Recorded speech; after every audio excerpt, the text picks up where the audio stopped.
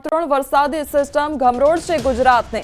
રાજ્યમાં એક સાથે 3 સિસ્ટમ સક્રિય થઈ છે।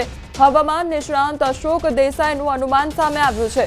અરબી સમુદ્રમાં ડિપ્રેશન બપોર સુધીમાં ડીપ ડિપ્રેશન બનશે તો સિસ્ટમ વધુ મજબૂત બનતા રાજ્યમાં વરસાદ વરસશે। રાજ્યના મોટાભાગના વિસ્તારોમાં વરસાદનું અનુમાન સેવવામાં આવી રહ્યું છે। તો ફુજીવાલા સિસ્ટમના કારણે વાવાઝોડાએ ડિપ્રેશન ખેંચ્યું છે, ત્યારે ફુજીવાલા સિસ્ટમ બંગાળની ખાડીમાં સક્રિય જોવા મળી રહ્યું છે।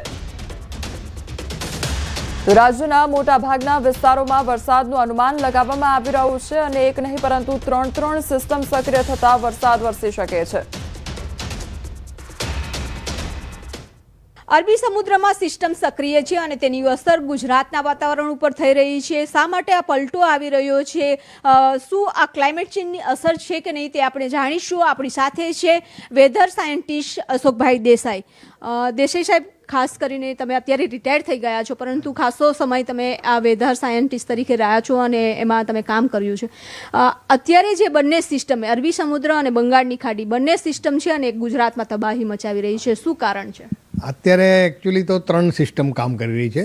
પહેલી સિસ્ટમ તો આપણે વેસ્ટર્ન ડિસ્ટર્બન્સ જે હિમાચલ પ્રદેશ પર પડેલું છે એ 2 દિવસમાં ઓગળી જશે, ત્યાં સુધી એ અસર કરતા છે। અને ડિપ્રેશન જે આપણે ઓમાન બાજુ જતું હતું એ રિકવર મારીને આપણે દ્વારકા બાજુ આવ્યું અને દ્વારકા પર એ લગભગ 3 દિવસથી સ્ટડી થયું છે અને ત્યાં ને ત્યાં ફર્યા કરે છે। એને આપણે મિટેરોલોજીકલ ટર્મ્સ કે હવામાનની ભાષામાં ફ્યુજીવાલા ઇફેક્ટ કહેવાય છે।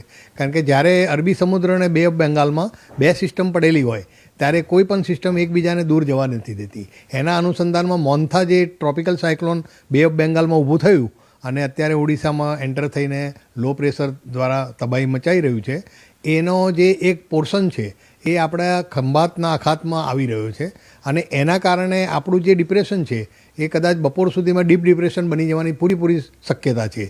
અને એવું હવામાન નિષ્ણાતો તથા IMD આપણી હવામાન ભારત સરકારની જે સંસ્થા છે કે જેમાં હું જોબ કરતો હતો, 40 વર્ષ જોબ કરેલી, અને એના બી ડિક્લેર કર્યું છે કે ડીપ ડિપ્રેશન થવાની પૂરી શક્યતા છે। પરંતુ જો સાયક્લોન બની જાય તો આપણે સૌરાષ્ટ્રમાં જે રહ્યું છે એ પણ નાશ પામે એવી અત્યારની વકી છે।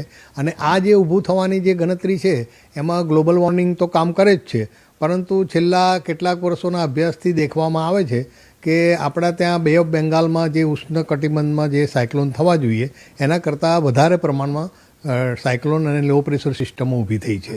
અને અત્યારે જે સિસ્ટમ છે એનાથી જો વધુ મજબૂત બનશે, ડીપ ડિપ્રેશન બને તો ગુજરાતના કેટલા વિસ્તારો છે જે વધારે ઇફેક્ટ થશે? એની પ્રાયોરિટીમાં એવું છે કે ડિપ્રેશનની અસર 50થી 100 કિલોમીટરના પટ્ટામાં આપણે સી શોર પર બેલ્ટ પર થતી હોય છે, એટલે દરિયા કિનારાથી 100 કિલોમીટર સુધી અસર થતી હોય। એના પછી એને મીડિયમ અથવા સામાન્ય વરસાદ પડે, પરંતુ જો ડીપ ડિપ્રેશન થાય તો એની રેન્જ 150 કિલોમીટર સુધી વધી જતી હોય છે। અને જો સાયક્લોન થાય તો 300 કિલોમીટર કે અમદાવાદ ઉપરની રેન્જ સુધી કવર થઈ જાય।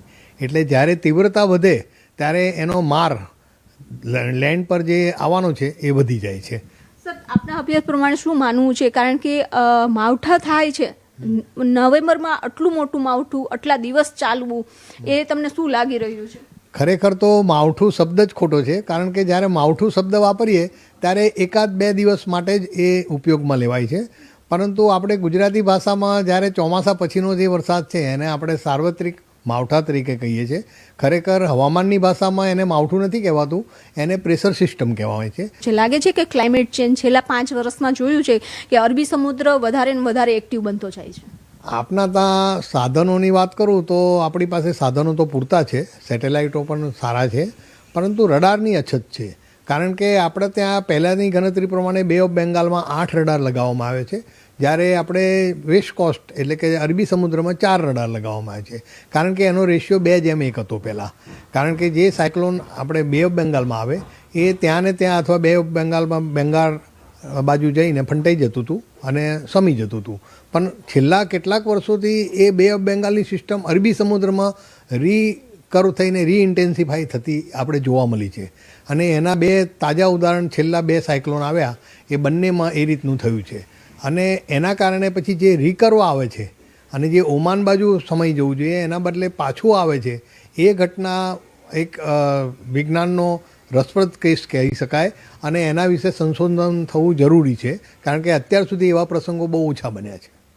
તો આ હતા અશોકભાઈ દેસાઈ કે જેઓ સાયન્ટિસ્ટ રહી ચૂક્યા છે, તેમણે 40 વર્ષ સેવા આપી છે, પરંતુ તેઓનું પણ માનવું છે કે ક્લાઇમેટ ચેન્જની અસર છે છેલ્લા 5 વર્ષમાં જે જોવા મળી રહ્યું છે કે બંગાળની ખાડીમાં બનતી સિસ્ટમ પણ અરબી સમુદ્રમાં આવે અને તેના કારણે ગુજરાતના વાતાવરણ ઉપર અસર કરી રહી છે. જો હજુ પણ આ અરબી સમુદ્રમાં ડિપ્રેશન છે તે પણ ડીપ ડિપ્રેશન બનવાની શક્યતાઓ છે, એટલે કે વધુ મજબૂત બનશે અને જો વધુ મજબૂત બનશે તો ગુજરાતના વધારે ભાગોમાં છે ભારે વરસાદ થવાની શક્યતાઓ પણ રહી છે. કેમેરામેન નિલેશ સોસા સાથે વિભુ પટેલ, ન્યૂઝ 18 ગુજરાતી, અમદાવાદ. અમદાવાદ ઉપરાંત ગાંધીનગરમાં કમોસમી વરસાદ ખાબક્યો છે. અખબાર ભવન સહિતના વિસ્તારમાં વરસાદ ખાબક્યો છે. સવારથી જ વરસાદી માહોલ જોવા મળ્યો તો ઘણા વિસ્તારોમાં ઝરમર વરસાદ પણ જોવા મળ્યો છે. તો એક તરફ અમદાવાદ શહેરમાં પણ વરસાદી માહોલ જામ્યો છે, ત્યારે બીજી તરફ ગાંધીનગર શહેરના દ્રશ્યો સામે આવ્યા છે કે જ્યાં વહેલી સવારથી જ વાતાવરણમાં એકાએક પલટો જોવા મળ્યો અને અખબાર ભવન સહિતના જે વિસ્તારો છે ત્યાં આગળ ભારે વરસાદ જોવા મળ્યો છે.